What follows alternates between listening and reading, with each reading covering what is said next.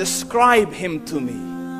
And Muslims, look at the description of your Rasul. And for some, this would be the first time you hear what your Prophet looked like.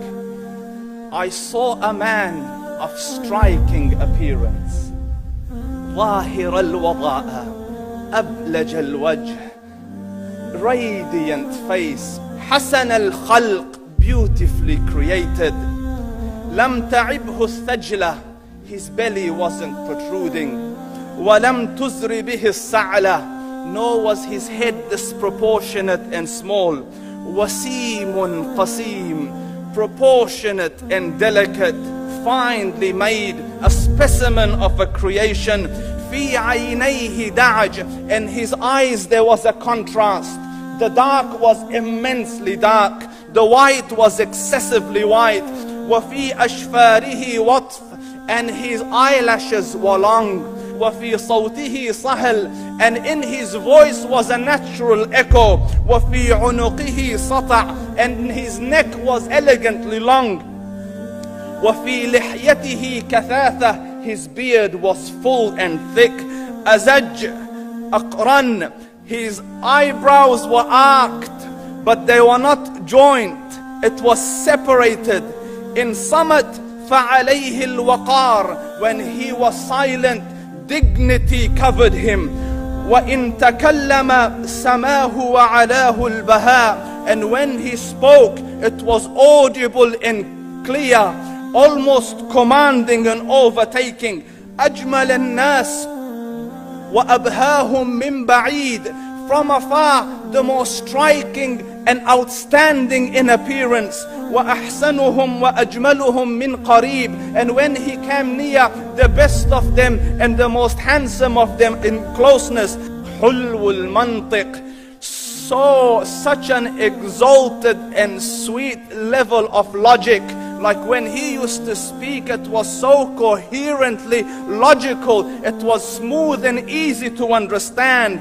فصل لا نزر ولا هذر, he was to the point, not excessive nor too short. كأن منطقه خرزات نظم يتحدرن, his logic, his utterances, his words were like jewels coming out of a necklace, calculated, polished, one after the other, it would flow magically. ربعة, he was medium in height. Your eye didn't have to strain to look up at him, nor was it tedious to look down at him. He was a comfortable sight to look at. له رفقاء يحفون به, he had friends, the people that were with him, they were working around him to try to serve and protect him. إن قال سمعوا لقوله, when he used to say something, they used to hearken to what he used to say. وإن أمر تبادروا إلى أمره, when he commanded, they used to compete to fulfill the command. This is Muhammad Rasulullah. This is Muhammad Rasulullah. Anas ibn Malik says, he says, I came out one night, it was the full moon night.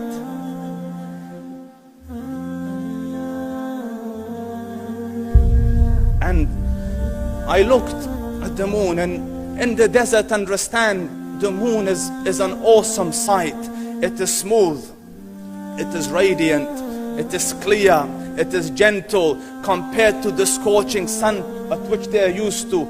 So the moon was the epitome of beauty. So he says, I came out at a full moon night and I looked at the moon and I saw it beautiful, handsome.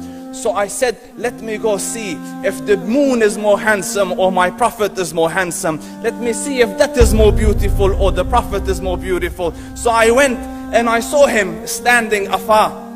So I looked at his face and I looked at the moon, and I looked at his face, and I looked at the moon, and I looked at his face, and I looked at the moon, and he said, Wallahi, he was more handsome than the moon in its entirety. That is just the look of your Rasul. Aisha radiyallahu anha says, I was sewing with the needle, my needle dropped in the dark, I couldn't find it. I said, Ya Rasul, I can't find it. He moved his face close, and I swear, out of the radiance of his face, I found my needle.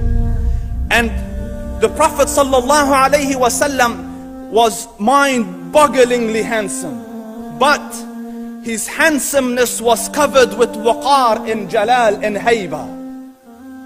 The Sahaba say, when we used to sit at his feet, two feelings conflicting would come on the heart. The first one, you wanted to look at him. You wanted to behold the majesty of his face. And when you wanted to look up, shyness used to overtake you, so you used to look down. Amr ibn al-As says, I sat with him many times, but if you ask me to describe his face, I can't describe it. I wouldn't be able to look up to him ijlalan wa ta'zeeman. I couldn't look up at him. And that is why he didn't have the problems that Yusuf alayhi salam had. Because it was difficult to penetrate the awe and the splendor of the Rasul.